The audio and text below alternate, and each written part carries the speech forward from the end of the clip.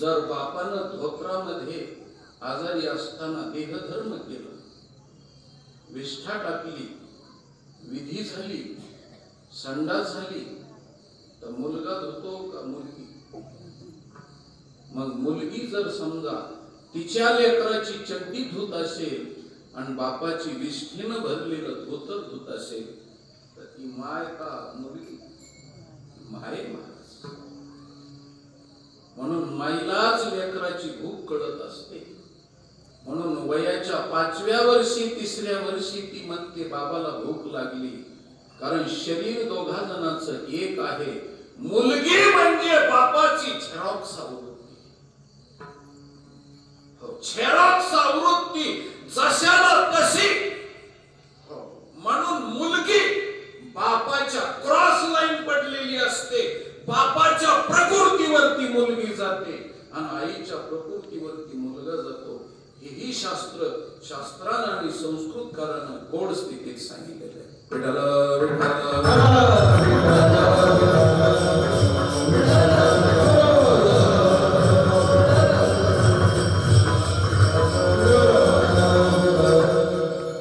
म्हणून बापाच्या पुण्यानं बाप जर आचार संपन्न असेल तर मुलगी आचार संपन्न. म्हणून मुलीच्याकडून दोष घडला तर लोक म्हणते तिचा बाप माहिती आम्हाला कसं. म्हणून बापाकडे जात. म्हणून बाप हा मुलीचा मूळ कॉपी आहे आणि मुलगी बापाची झेरॉक्स आवडते.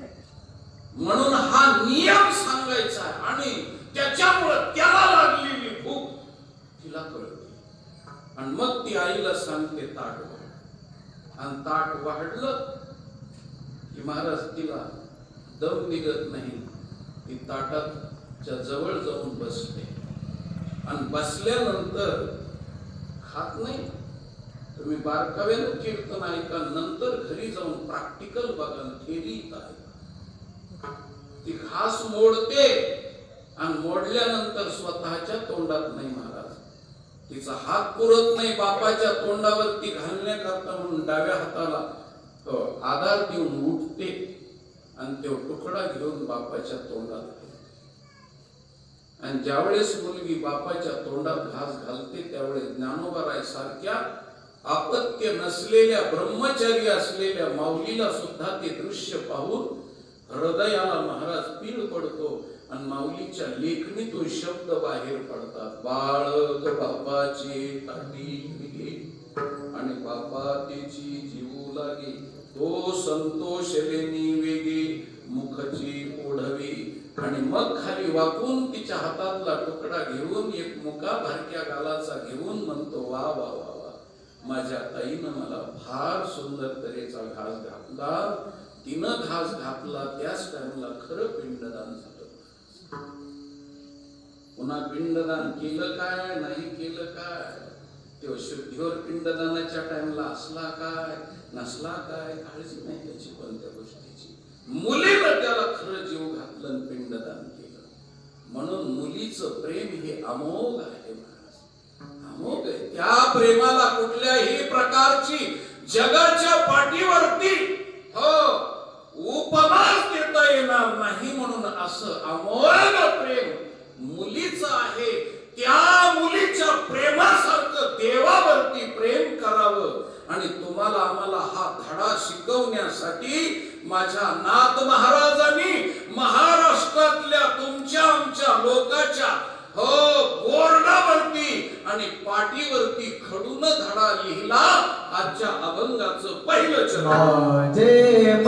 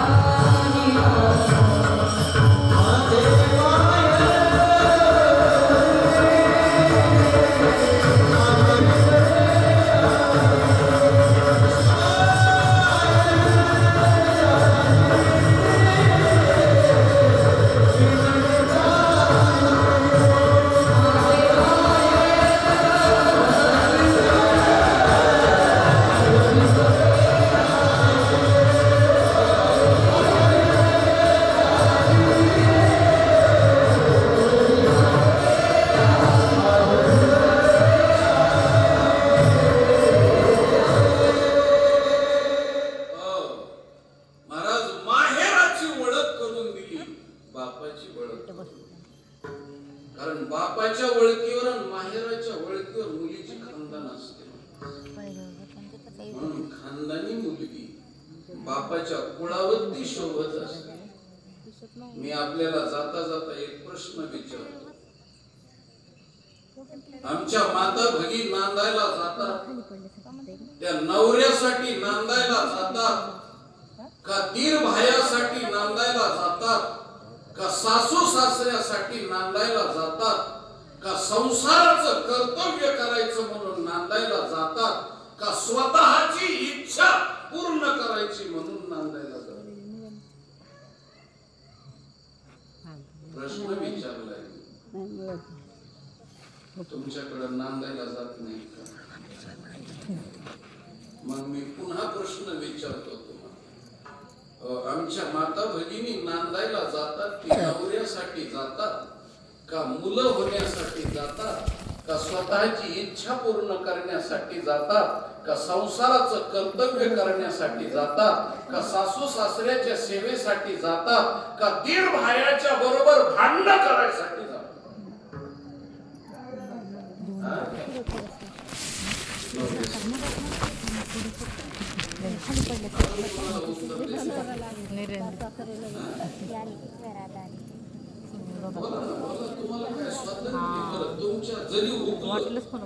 तुमच्या गावात मी आहे तर माझ्या गावात प्रसंग जरी आला तसे दोन गाड्या मी नाही रेटायसारखा, पण 7-8 उठले तर काय करू मी? असं मोकळे मनानं बोला. दीर भायासाठी, सासू सासऱ्यासाठी, संसारासाठी, मुलं होण्यासाठी कशासाठी नांदायला जातात? बापासाठी जातात. हे उत्तर खरंय महाराज. मी त्याचा पर्याय दिला नव्हता, पण बापासाठी जातात, माहेरासाठी जातात.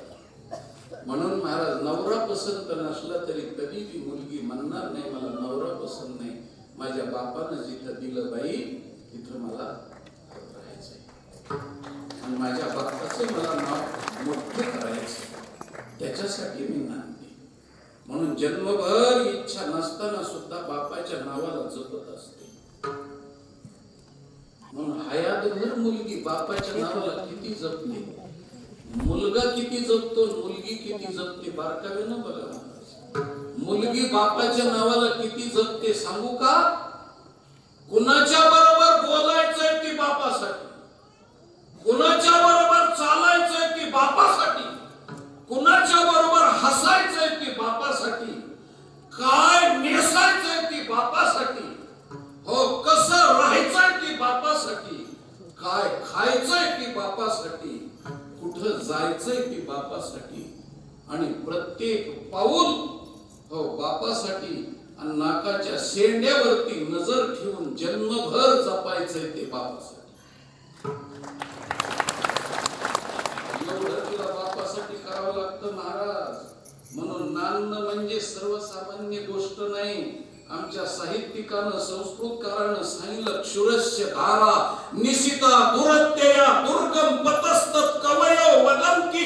संस्कृत मध्ये असं सांगितलंय की तलवारीच्या धारेवरून आणवानी पायात काही न घालता चालत जाणं जेवढं अवघड आहे तेवढं नांदणं अवघड. कडेला लागेपर्यंत, म्हणून म्हातारपणाच्या अवस्थेत जरी चुकलं तरी फेकलं जातं महाराज. म्हणून जन्मभर जपावं लागतं, जन्मभर. एकच वेळेस महाराज सीतामाईची नजर चुकली, हो नजर हटी आणि दुर्घटना. लक्ष्मणासारख्या साधूला तिनं आळ घेतली. भाऊजी तुम्ही कशा करता आलात ते मला कळलं. तुम्हाला कैकेयीनं का पाठवलं तर रामानं मरावं आणि मी लक्ष्मणानं सीतेचं अपहरण करावं याच्यासाठी तुम्ही आलात. तुम्हाला वनवास नव्हता, पण कशा करता आला तुमचं खोटेपण कळलं. म्हणून साधू असलेल्या, अरे किती लक्ष्मण साधू होते, फक्त सीतेच्या पायातले महाराज मासुळ्या आणि फक्त चैनच ओळख आणि जोडवे ओळख. मी रोज दर्शनाला जातो त्यावेळेस भाभीची एवढेच मी अलंकार पाहतो, नाकातली नथ महाराज ओळखली. एवढा महान तेजस्वी साधू हयातभर झोपडी स्वतःच्या हातानं बांधायची आणि रात्रभर वळचणीच्या कडेला उभं राहायचं पडत्या पावसामध्ये, पण झोपडीत जायचं नाही. की लक्ष्मणानं सेवा केली, पण सीतेनं त्याच्यावरती आळ घेतली, नजर चुकली. आणि खोटा आलेला साधू रावण भगवे कपडे नेसून आला आणि खरा साधू आहे म्हणून त्याच्यावर विश्वास ठेवला आणि त्याचा परिणाम महाराज अशोकवनात जायला लागलं आणि जन्मभर शिंतोडे अंगावरती घ्यावे लागले. त्याचं कारण आहे की खरा साधू कळला. हो, भगवेश जरी श्वान सहज वेश त्याचा आणि तेथे अनुभवाचा कोण पंथ. महाराज भगवे कपडे दिसले म्हणजे साधू नसतो आणि पांढरे कपडे असले संसारिक लग्न झालेला असतो म्हणून साधू नसतो, अशी चुकीची संकल्पना आहे. म्हणून रावणाला साधू नसताना साधू म्हणून बसली. म्हणून स्त्रीच्या जीवनामध्ये नजर कळली पाहिजे आणि जिला नजर कळत नाही तिचं जीवन व्यर्थ आहे आणि तिच्या जीवनाला महाराज संघर्ष आहे आणि दुःख पदरात आहे. म्हणून घरच्याची बाहेरच्याची नजर तिला कळली पाहिजे. म्हणून बापासाठी ती नजर लक्षात ठेवली पाहिजे.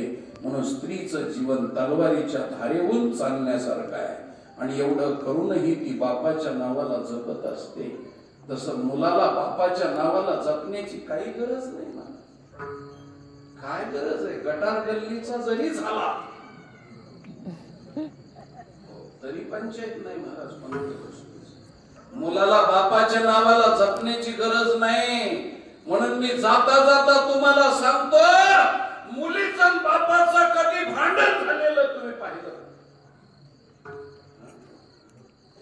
आणि मुलाचं बापाचं झालेलं भांडण हे घर ह्या घरी भांडण झालेलं नाही असं घर पाहिलं? काय म्हणतोय मी? मुलाचं मुलाच्या बापाचं भांडण झालं नाही असं एखादं घर पाहिलं? अहो महाराज, बापा संग भांडणं करणारे पहिले येडे लोक भावाबरोबर भांडणं करायचे. आता हुशार माणसं बापा बरोबर करतात. कळते माणसं आहेत महाराज. आता सुशिक्षित झालेले माणसं आहेत, बापा बरोबर भांडणं करतात. म्हणून वृद्धाश्रमामध्ये ऊस तोडीवाल्याचे मायबाप नाही, कलेक्टरचे, डेप्युटी कलेक्टरचे, तहसीलदाराचे, वकिलाचे, डॉक्टरचे, इंजिनियरचे, मास्टरचे मायबाप महाराज वृद्धाश्रमात आहेत. महाराज मायबापा संग जितका शिकला हो तितका मायबापा संग भांडण करण्याकरता तयार झाला महाराज. आजचं शिक्षणच तेवढ्यासाठी. म्हणून शिकलेल्या पोरांची मायबाप जितके धोक्यात येतं तितके सेंट्रिंगचं काम करणाऱ्या मुलाचे मायबाप धोक्यात नाही. म्हणून कलेक्टरच्या पोराला बापाला जाऊन विचारायचं कसं काय कलेक्टर साहेबाचं? मी म्हणतो कोण कलेक्टर? तुमचा मुलगा? नाही नाही, मला मुलगाच झाला नाही. माझा मुलगा कलेक्टर झाला. नाव सुद्धा घेण्याची बापाची इच्छा नाही महाराज, नाव सुद्धा. कारण आताचे शिकलेले लोक खूप शिकेलेले.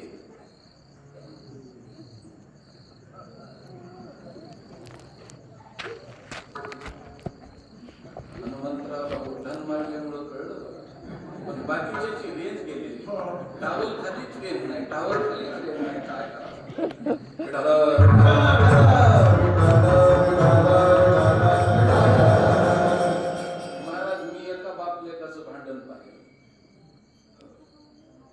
बाप म्हणला मुलाला तू माझ्या मनासारखं जर वागला नाहीस तर तुला दातावर घासायला माती देणार. कोण म्हणला? बाप म्हणला मुलाला की तू माझ्या मनासारखा वागला नाहीस तर तुला दातावर घासायला माती देणार नाही. मुलगा हसला आणि ते म्हणला मला जर तुम्ही माती दिली नाही तर तुमची माती माझ्याशिवाय कोण करणार? तुम्हाला मातीत घालायसाठीच मी आलोय ना. आणि तुम्ही मला माती दिली काय नाही दिली काय, पण त्याच्या अगोदर मी तुमची माती करणार आहे ना.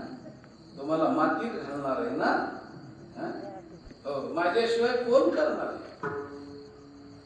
बाप म्हणला, अरे तुला तर दातावर घासायला माती देणार नाहीच नाही, पण तुझ्या बापाला पण देणार. कोण म्हणला? मुलाचा बाप म्हणला, बर का, तुला तर देणार नाहीच नाही, पण तुझ्या बापाला बी देणार. मुलगा म्हणला, तुम्ही जर नाही दिली तर तुमच्या बापाकडून घे. हो, बाप म्हणला, अरे जा तुला मी. हो, हो. मुलगा म्हणला, मी तुम्हाला बापच मानेन. बाप म्हणला, तू मान नाही तर नाही मान, पण तुझा बाप मीच आहे. तू मान नाही तर तुझ्या मानण्यावर न मानण्यावर काही अवलंबून नाही, पण तुझा बाप मीच आहे. तेव्हा म्हणला, तुम्हाला काय म्हणायचं ती म्हणा, पण मी तुम्हाला बाप म्हणत नाही. आणि मुलगा निघाल्याबरोबर बापाने हाक मारून घेतली, इकडे इथपर्यंत आला.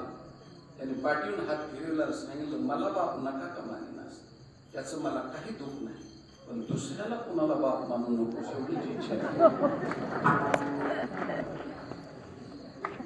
कळलं का तुम्हाला? आज तशी क्रिया झाली. तात्पर्य सांगण्याची, मुलाला काळजी नाही महाराज बापाची, पण मुलीला काळजी बापाची आहे.